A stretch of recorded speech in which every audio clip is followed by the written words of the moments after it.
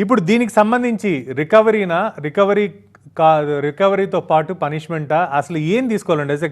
As a member, తానాలో ఒక మెంబర్గా మీరు దీని నుండి ఏం ఎక్స్పెక్ట్ చేస్తున్నారు? ఈ క్రైసిస్లో ఏం చేస్తే బోర్డ్ ఆఫ్ డైరెక్టర్స్ ఎవరైతే ఉన్నారో వాళ్ళు ఏ నిర్ణయం తీసుకుంటే మంచిదని మీరు ఆలోచిస్తున్నారు?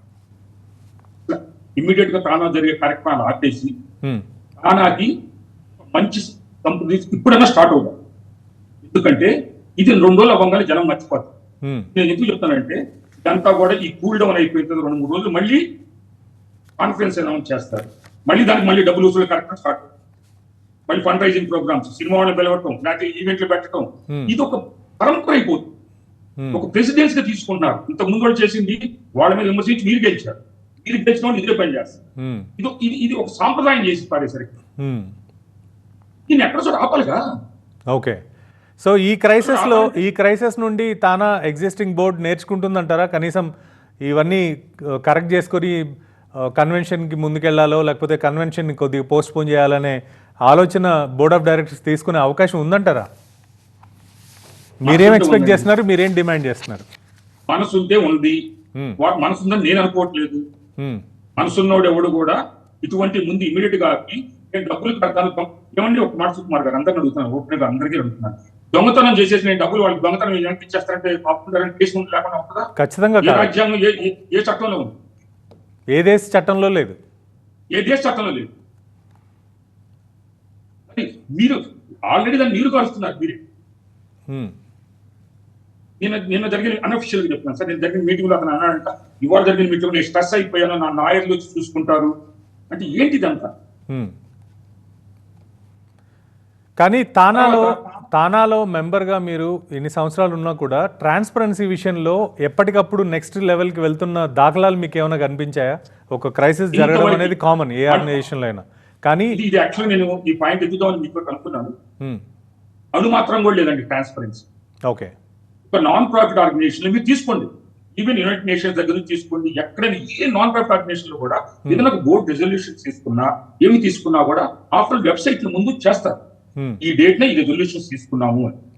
తీసుకోవచ్చు, దాంట్లో మంచి చెడు అమెండ్మెంట్ మెంబర్స్ రైట్ కూడా, అది మెంబర్స్ కి అందరికి తెలియాల్సిన రైట్ కూడా, తెలియాల్సిన అవసరం ఉంది. ఏం జరుగుతుంది, మీరు గూడు పుట్టాన్ని చేస్తున్నారు అందరు కలిసి 20-25 మంది కలిసి గూడు పుట్టాన్ని చేస్తున్నారు. దీంతో పాపం ఒకళ్ళిద్దరు పోరాడుతున్నారు. నాకు వాళ్ళు కూడా నిజంగా చాలా మెచ్చుకోవాలండి, అందరూ మనం తప్పట్టుకోండి. ఒకళ్ళిద్దరు నిజంగా లోపల ఫైట్ చేస్తారు, వాళ్ళకి వాయిస్ లేకుండా చేస్తారు. మెజారిటీ ట్రాన్స్పరెన్సీ, మీరు ట్రాన్స్పరెంట్ అడిగారు. మీరు ఒక్కసారి ఎవరన్నా ఈ తానా మెంబర్లు అదర్ మెంబర్ ఎవరికి ఇక్కడ అమెరికాలో ఎలా ఉంటుందని సుకుమార్ గారు, ఎవరికి టైం ఉండదు, ఎవరి బతుకుతీరు వాళ్ళది, ఎవరి జీవన విధానం వాళ్ళది, వాళ్ళ జాబులు, వాళ్ళ పిల్లలు, ఇది అడ్వాంటేజ్ తీసుకున్నారు. 2 రోజులు ఉంటారు బాస్, కాముకుంటే అయిపోద్ది బాస్, అన్ని మనం పని చేసుకుందాం. ఓకే, కానీ ముఖ్యంగా అంటే తానాలో ఇప్పటి వరకు వచ్చిన క్రైసిస్లో ఎన్నో అంటే ఇలాంటి వివాదాలు కావచ్చు, విమర్శలు కావచ్చు, చాలా వరకు వచ్చాయి. కానీ మీరు అన్నట్టుగా దానికి కాంక్రీట్ డెసిషన్ స్ట్రాంగ్గా తీసుకున్న డెసిషన్స్ మాత్రం ఏవి లేవని చెప్పాలి. కాకపోతే ఒకసారి క్రైసిస్లో ఏదైనా నేర్చుకుంటే మళ్ళీ దాన్ని కవర్ చేసుకోవడం ఎలాగో, లేకపోతే నెక్స్ట్ కన్వెన్షన్కి వెళ్ళే ముందు వాటిని లేకుండా చేసుకోవడం ఎలా అనే ఆలోచనలోనే ఇప్పటివరకు తానా ముందుకెళ్ళింది. కానీ యాజ్ ఎ మెంబర్గా మీరు తానా నుండి ఏం ఎక్స్పెక్ట్ చేస్తున్నారు? తానా ఎలా ఉంటే మీకు నచ్చుతుంది? మెంబర్స్కి ముఖ్యంగా తానా నుండి ఏం ట్రాన్స్పరెన్సీ ఎక్స్పెక్ట్ చేస్తున్నారు? మీరు తీసుకునే ప్రతి నిర్ణయం వెబ్సైట్ ఉంది, ఇప్పుడు అంతా ఈ రోజున అందరికీ మీరు చెప్పక్కలేదు, తోడికి పిలిచి ఈమెయిల్ ద్వారా పంపిస్తారు. ఏ ఒక్కటి నిజం కాదు. మీ వెబ్సైట్ లో ఏమేమి నిర్ణయాలు తీసుకున్నారు? మీకు బోర్డు ఈ రోజు బోర్డు అసలు కనీసం ఒక రెజల్యూషన్ తీసుకున్నప్పుడు ఎవరు ఎస్ అన్నారు, ఎవరు నో అన్నారు కూడా తెలియదు. ఓకే, అటువంటి ట్రాన్స్పరెన్సీ ఉంది. తర్వాత అసలు ఆడిట్ చేసిన అకౌంట్స్ ఎందుకు పెట్టే వెబ్సైట్? ఫైనాన్షియల్ రిజల్ట్స్ ఇప్పుడు మీరు ఒక ఆడిట్ చేశారు, మనకు ఒక రెవెన్యూ వచ్చింది, వీళ్ళు ఖర్చు పెట్టారు, దీన్ని ఖర్చు పెట్టారు. మీరు ఆఫ్టర్ ఆల్ ఒక సిపిఐకి ఇచ్చే ముందు, చార్టెడ్ అకౌంట్ ఇచ్చే ముందు, ఐఆర్ఎస్ ట్యాక్స్ ఫైలింగ్ చేసినప్పుడు ఆ రిజల్ట్స్ ఎందుకు పెట్టరు? మీరు అసలు పెడితే ఎన్ని ఎందుకు వస్తాయి? సో వెబ్సైట్ లో ఆ డీటెయిల్స్ ఏవి పెట్టకపోవడం కూడా అనుమానాలకు తావిస్తుంది అంటారు. ట్రాన్స్పరెన్సీ అంటే అదే కదా సుకుమార్ గారు. ఉంటుంది ఒక నాన్ ప్రాఫిట్ ఆర్గనైజేషన్, చెప్పండి ఏం చేస్తారు వీళ్ళు ప్రజలకి, ఈ మెంబర్స్ కి, తెలుగు వాళ్ళగా వీళ్ళు తెలుగుని ముద్రిద్దాం అనుకున్న వీళ్ళందరూ తెలుగు వాళ్ళకి ఏం చేస్తున్నారు? ఖర్చు పెడుతున్నారు? ఏ పార్టీలకు మీరు చందాలు ఇస్తున్నారు?